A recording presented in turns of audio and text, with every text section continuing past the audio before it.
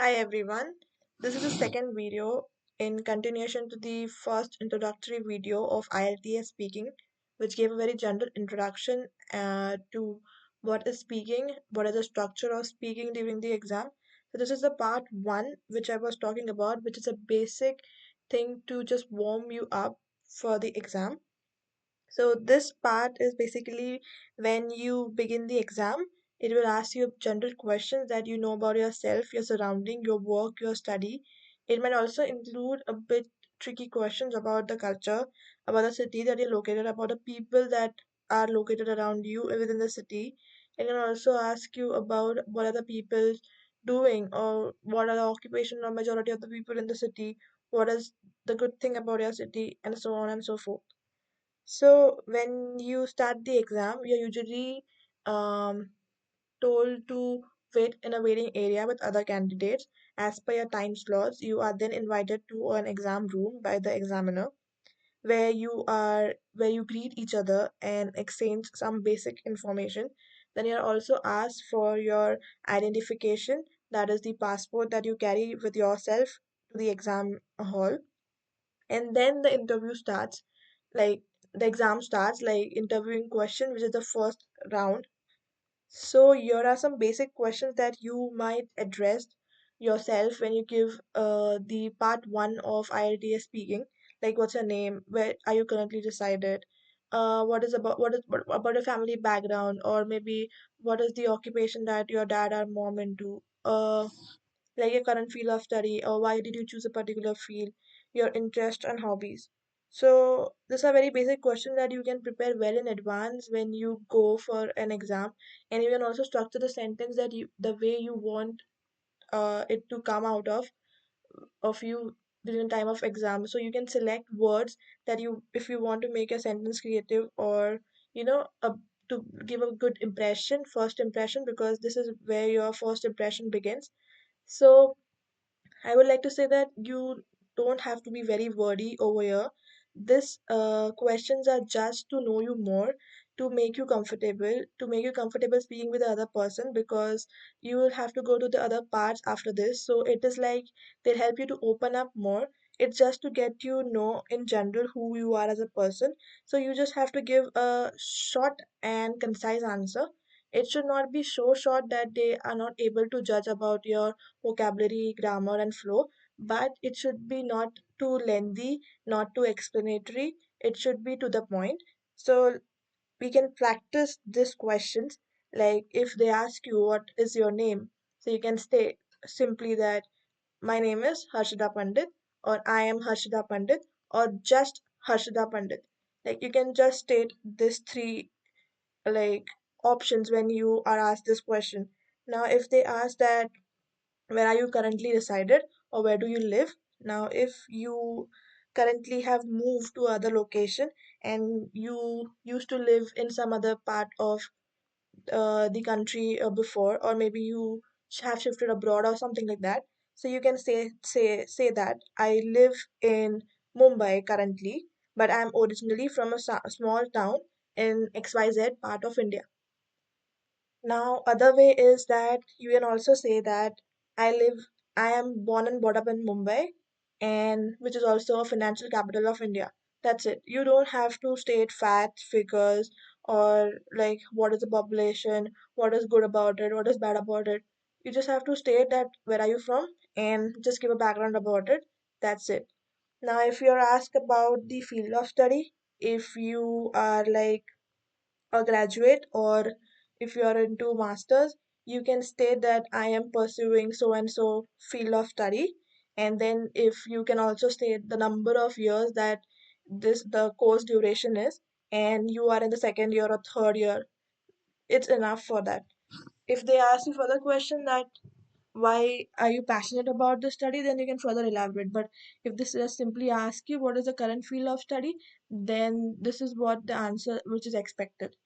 Now, if you ask about hobbies, you can always, go for hobbies that you like, maybe swimming or sports, or maybe music, or maybe dancing, maybe some form of art, anything that you like, just state it. just state the time when you started the hobby. Like you can say that it has been 7 years that I have been learning Indian classical dancing. um, Previously it was just a part of an extracurricular activity in school days, but later I developed an interest which helped me further to gain training in Indian classical dancing. That's it. Like you don't have to go into depth about the types of dance you know or the certification that you have got.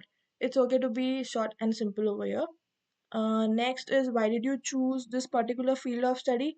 You can give past references, like if you are into architecture, maybe. So you can say that XYZ design or building or architecture like tracks you, makes you more passionate to know about how you can design this. Or you can also say that in future I would like to be a part of a project which where you would like to design some particular structure or maybe design or maybe monument or something like that.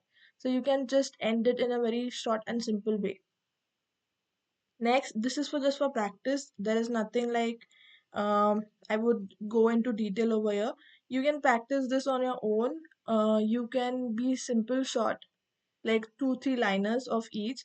You can explain a bit, but not too much. You can, if you want, you can put this answers in the comment so that everyone who is watching this video can review and give inputs. Even I can see your comments and give you inputs. And if you can change or rectify or modify your own answer in a better way, it would be good for you. So I have put two practice sections over here. So over here, in addition to this question, I would like to add, like, if they have shown in the last question, they have asked for what are those things that you do in a free time. So you can be very casual at answering it. If you are a person who is more into sports, so you can say that I actually don't, I'm not engaged in sport as much as I was before, but I like to play football and badminton on weekends for my local team, with my for my local team. Then you can also state that I really don't get time to do so much of those sports things every week, but whenever I get time, I dedicate some amount of time towards the sport activity, which help me get engaged and network with people and also help me to stay competitive. That's it. You don't have to elaborate in a much more detail. Then, if they ask you, like, what is your daily routine, you can just be very simple and just state your daily routine. Then, if they ask you about, like, what is the uh, what is the current field of study and what is the future of, like, how do you see yourself in the future in this current field of study, in that case, if you're not sure about your future, you can just say that I'm still exploring the current field of your study, and you are not currently like decided of what you want to do, but you want to pursue, like if you want to pursue higher study, you can say that if you want to pursue higher studies, like you want to do masters in it. If you want to go into thesis and research, you can also state that you want to go in thesis and research and develop something of your own, whatever it is. You can just state that what you aim. Now these answers are very personal and you can decide those in advance, which but at times you can't put it into words. So if you practice this in like beginning, it will be helpful for you. Next is this part where you are asked, like, how do you travel to the college, so or work. So you can just state that being a densely populated city, Mumbai being a densely populated city, the most convenient and fastest way to travel anywhere, any destination, is train. So I prefer traveling by train to college and work. So this is the way that you answer shortly and concisely. Then there will be further questions where you will get a chance to elaborate yourself. Like the next question is like, have you always traveled to work or college in the same way? Why and why not? So if you speak everything in the first question, there will be nothing to speak in the second question. So you need to time like manage yourself, manage your words properly so that you know what goes where.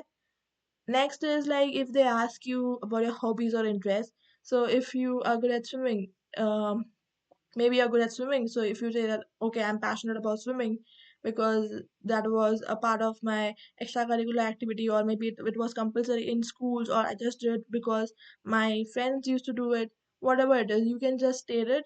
Then they might ask you a question like, do you think that swimming is important activity that others should learn in the society? It's a very opinionated question. So over here you can say that of course, like it is a very important activity because you spend much of your vacations where there are good water bodies, so you can enjoy if you know swimming. So you can enjoy various water sports. You can also say that it's also good for the safety reasons because you have seen many accidents that are being taking place because of you have come across or are reading some articles where you have seen that many accidents that happen because of this. So you can say that yeah, for safety reasons swimming is also important. So you can state few one or two reasons which you feel is relevant, so it will be good for you, but don't be too wordy.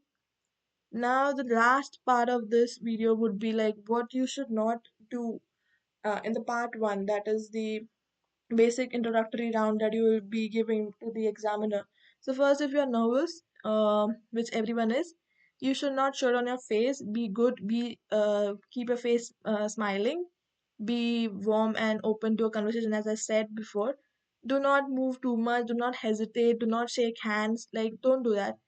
Do not shake hands at the second point does not mean that if they extend you to shake hands, you don't. But at times, for some people, your hands get wet when you're nervous. So you don't like anyone else to like touch your wet hands. So you don't have to shake hands that time. And I don't think now, due to COVID, anyone will shake hands with any other person. But yeah, in case. Do not give short answers. Now here you will see that I contradict with my own statement that I have said to give short answers. I said to give short answers, yes, it should be concise, not wordy. But if they ask you where do you live and you just simply say Mumbai, that is not a good answer. Here they can't judge you. Here they can't judge your vocabulary. Here they can't judge your tenses. Here they don't know how fluent you are when you are speaking in English. So if you give a proper answer, as I given an example in the previous slide, it would be good. Do not wait for other question. It simply means when you are asked for a question, um, you have to answer it in like a full manner. Like whatever is a thought, whatever you want to convey, you convey it. Don't be scared or don't be tense. Like okay, he's waiting for to ask for a second answer. No, second question. No. Uh, you will get ample of time to answer your question and convey your thoughts. So do whatever is needed at that time. And the last one is you can always correct your mistakes. Many people think that if you make grammatical mistakes or if you spell something incorrectly, you cannot go back and rectify it. You can always say sorry and just rectify those things and just go ahead with the flow.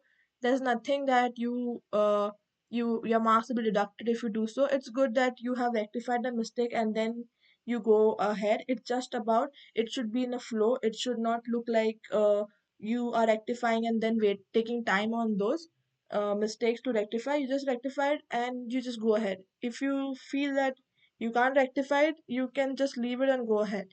So this is the end of part 1. I hope this is helpful and I hope you practice it very well because speaking is one of the important part of IELTS. I'll be uploading the part 2 and part 3 soon, maybe in a day. So stay tuned, you will get the updates soon.